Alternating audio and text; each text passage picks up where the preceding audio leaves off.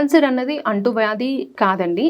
Cancer ఏంటి అంటే మనకి ట్రీట్మెంట్ మనం ఇచ్చినప్పుడు మనం యూజ్ చేసేవైతే ఉంటాయో అవి హై ఎనర్జీ ఎక్స్‌రేస్ అనేవి మనం యూజ్ చేస్తూ ఉంటాం.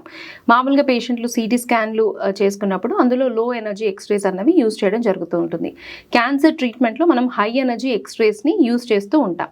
అంటే పేషెంట్ క్యాన్సర్ ట్రీట్మెంట్ తీసుకున్న వాళ్ళు రేడియేషన్ తీసుకున్న తర్వాత వాళ్ళ బాడీలో ఆ రేడియేషన్ అన్నది ఉండదు. మీరు విన్నట్టయితే పెట్ సిటీ స్కాన్స్ అంటే పీఈటీ స్కాన్స్లో మనం రేడియో యాక్టివ్ సబ్స్టెన్స్ని యూజ్ చేస్తుంటాం. అంటే రేడియేషన్ ఎమిట్ చేసే పదార్థాన్ని మనం యూజ్ చేస్తాం.